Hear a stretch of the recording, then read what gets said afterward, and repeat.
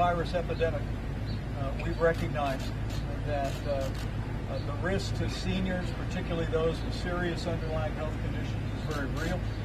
And so there's been emphasis from early on. The Center for Medicaid and Medicare Services, working with great providers here like the Woodbine nursing home, to make sure that we're working hard to create an environment that is healthy and safe. And but also all along the way, we've been working to make sure that personal protective equipment was available for all of these extraordinary doctors and nurses and healthcare workers that are providing for the needs of people in nursing homes across the country. And it's truly inspiring to be here today, and I want people to know that working with this great company, these supplies are literally going all across the country as we speak. And they're going to be supplementing the personal protective equipment that's been provided over the last several months to nursing homes and to nurses and to healthcare providers all across the country. And with that, I'd be happy to have the CEO maybe share a word, and Admiral P will tell you a little bit about what we're delivering. Sure. Well, on behalf of Woodbine, I want to thank the Vice President for joining us there today, and thank the President, Vice President, Madam FEMA for being here today, but not only being here today, I think working early on, recognizing the challenges that we've had as a nursing home, as a sector. They've been so supportive and realizing the challenges and the fact that we brought these supplies, which early on were tough to get, but identifying the need as a source of not only recognition for the staff that's here, but it's really a support, a show of support from the staff who need it, working day in, day out, taking care of all the residents that we take care of. So thank you, Vice President. Thank you, Madam, for everything you do. And Admiral, really appreciate everything you've done. I think you guys have been great. And we look forward to continuing taking care of our residents and appreciate all the support. Thank you for your leadership. And Donna, thank you. Donna's the administrator here at Woodbine and also a nurse. Right. I'm looking forward to addressing the team here. It's yesterday was National Nurses Day, and to be able to think of the role our nurses have played during this time in the life of our nation is inspiring, not just providing healthcare services, but really filling in for missing family as people face the necessary isolation to protect them from the coronavirus. Thank you for you. Thank you for your team here. Thank you. We have a fabulous team inside, and they work hard every day. Not just during the coronavirus, but they have well-deserved praise for everything that they've been doing, and we appreciate and are honored that you come here today. Thank you. I'm looking forward to speaking to all of you. Absolutely. Admiral Polovchek, you might just share with, this is just one installment of the boxes that are going to 15,400 nursing homes around America this week. You might share folks what help is on the way. So this is the first shipment of more than 15,400 nursing homes. This is a small piece of the 63 million pairs of gloves, 14 million masks, 13 million gowns, and approximately a little over a million pieces of eye protection. That's going to go out between now and the end of June in two waves. The first wave, 7 days worth of supply, which is what you see here, and then a second wave, another 7 days of supply. First wave in May, second wave in June. Delivered directly to the door of every 15,400 plus nursing homes. Outstanding. Simi, do you want to share maybe a little bit? I would tell you that from early on, President Trump made it clear that our seniors were to be a priority, a focus of the work of the Coronavirus Task Force. We raised the standards for infectious disease compliance at nursing homes. Nursing homes around the country stepped up. We've seen states around the country literally use their National Guard to clean nursing homes, and all of our inspectors around America now that visit nursing homes have exclusively focused on making sure that our nursing homes have been adhering to those increased guidelines for protecting against disease. But you might talk a little bit about the ongoing effort that we've been making to protect our seniors during this time. Well, that's exactly it. From the very beginning, our nursing homes so that they can take the appropriate steps to make sure that patients are safe. We know that this is an extraordinarily difficult time for patients and their families. Our hearts and minds are with them.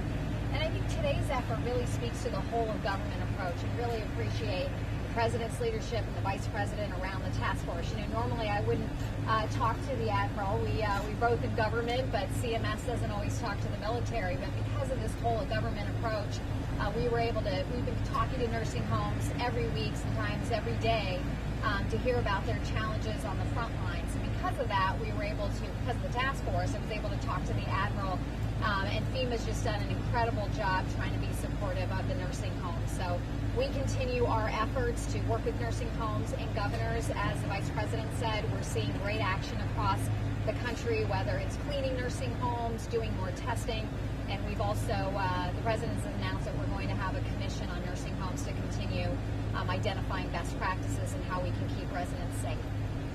And as states are moving into reopening around the country, you'll recall the guidelines for opening up America contemplate the kind of testing that it would make it possible for us to routinely test people in nursing homes and in long-term care.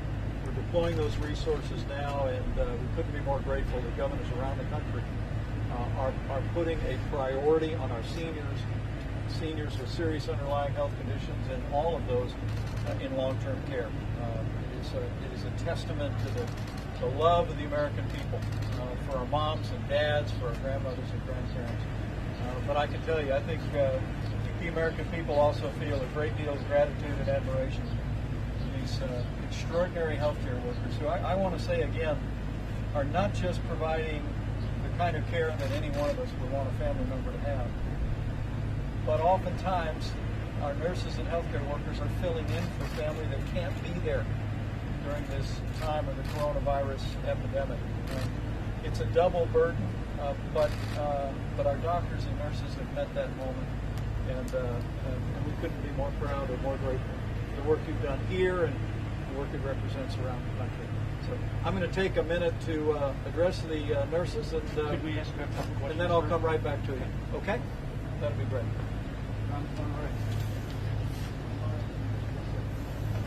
They're all there. They're all there.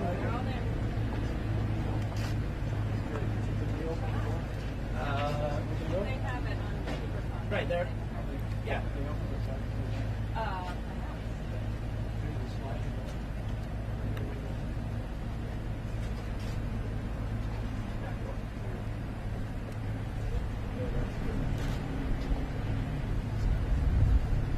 Well, hey everybody, I'm Vice President Mike Pence. It is great to be here.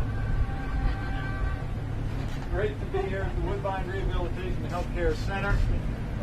On behalf of your president, on behalf of all of us on the White House Coronavirus Task Force, and frankly on behalf of a grateful nation, it's my great privilege to be here today to help deliver some additional personal protective equipment.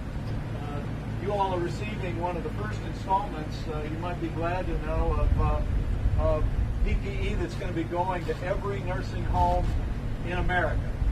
15,400 nursing homes will be receiving the gowns and the gloves, and the masks, and all the personal protective equipment that I had the privilege of delivering here today. I've got with me the head of the Center for Medicaid and Medicare Services, as well as members of our White House Coronavirus Task Force team. We just couldn't resist the opportunity to come, to do a little bit of heavy lifting, but most importantly, just to say thank you. Thank you for the work that you do, caring for and loving our grandparents and aunts and uncles and moms and dads. I just reflected a moment ago and yesterday when we celebrated National Nurses Day in the White House that, yes, I said yesterday that the American people really do understand that during this time of the coronavirus epidemic, that those of you that wear the uniforms of nurses, to the same extent our doctors and other healthcare workers, you're not just providing world-class healthcare that every one of us want our family to have, but we also understand that you're filling in for family. And we know the the emotional weight that that's placed on you. But to see the way all of you here at Woodbine and all of you in nursing homes around the country have stepped up is truly inspiring. And I hope today's delivery is just one more piece of evidence of the profound gratitude the American people feel to each and every one of you. And so I want to say thank you. I want to say on behalf of all the families you're serving here, keep up the great work. And just know that we're going to continue to work our hearts out to help our country through this coronavirus epidemic. But all along the way, you'll have been the heroes. And when this is all over, you will have the gratitude of the American people. And I promise you, every step of the way, you'll continue to have the prayers of a grateful nation. So thank you all. God bless you. And God bless to all of the workers and nurses in our nursing homes around America. Great job. Thank you. It's a lot of They really are there. Super. All right, good. So anybody want to join? Oh, MOP, come on over. Let's get our question. Hey guys, I'm sorry. Mr. Vice President, if you were a governor, how would you start reopening the schools of your state? I think I'd want to follow the data. One of the things about the president's guidelines to open up America again is that they can be applied not only on a statewide basis, but on a county-by-county basis. I mean, we're looking now today, according to the briefing I received this morning, about half the states in the country now are reflecting less than a 10% positivity rate as we're scaling testing around America. So we're making great progress. But there are states across the country that are much lower. There are counties across the country that are much lower. And so I think the governors are doing well to evaluate their opening plans on a county-by-county basis, and decisions about summer activities, decisions about school going forward will be made on that basis. We're very confident. Mr. Vice President, task force had this gating rules and the guidelines that you issued, and currently almost none of the states are meeting those guidelines. Should the governors be opening the states without meeting those gating requirements?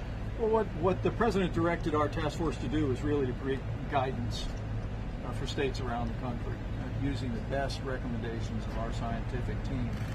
And by my lights, it appears to me that states are taking a phased approach. They're following the data, they're following the science, and they're implementing the kind of testing and resource assessment that is contemplated in the president's guidelines to open up America again. In phase one, we're seeing states across the country scaling testing at an enormous rate. We're nearly at 7.5 million tests that have been done already. But remember, in phase one, we recommend that you're able to test people that have symptoms, test people they came into contact with, and deploy resources to places like this nursing home, in nursing home and long-term care facilities around the country, so that we can watch those that are particularly vulnerable and catch outbreaks that may occur. But didn't those guidelines say you should not move to phase one unless you meet the gating requirements? No, there was all recommendations, and in the phased approach, what we called for was either 14 days of declining cases or 14 days of influenza-like symptoms in decline. And but we're very confident governors are moving in a responsible way. And again, we're seeing great progress across the country. What the American people have done over the last 2 months has saved lives.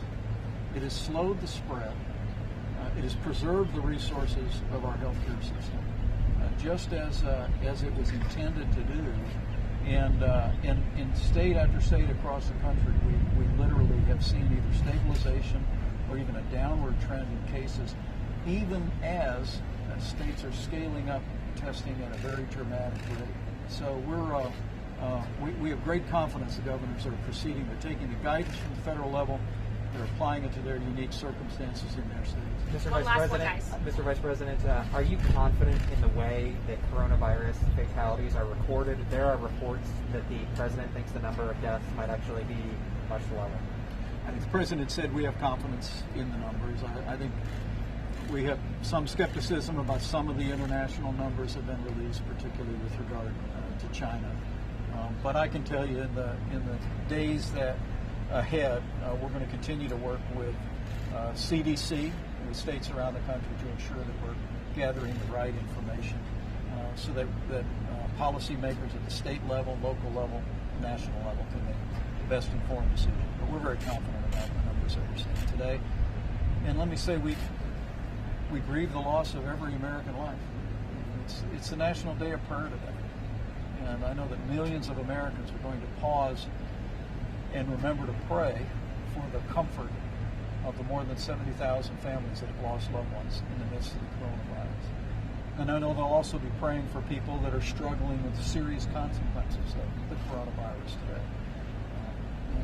And in the midst of all of that, I know they'll be praying for all these incredible healthcare workers who come in every day and don't just do their job with long hours, but they also fill in for families and made every American proud. So we'll be praying for all of them on this National Day of Prayer. Appreciate you all being here. All right, thanks, guys. Just real quickly, one of the president's personal valets tested positive for coronavirus today.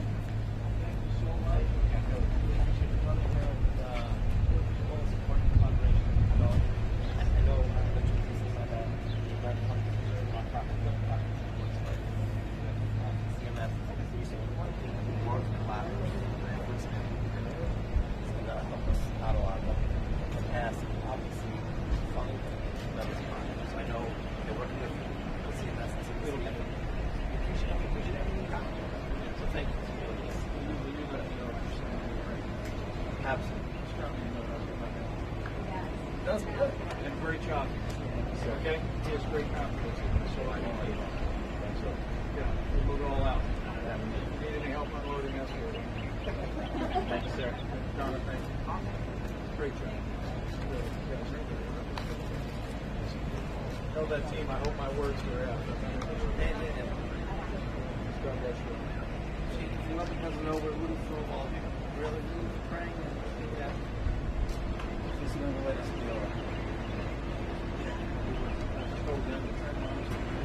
Yeah.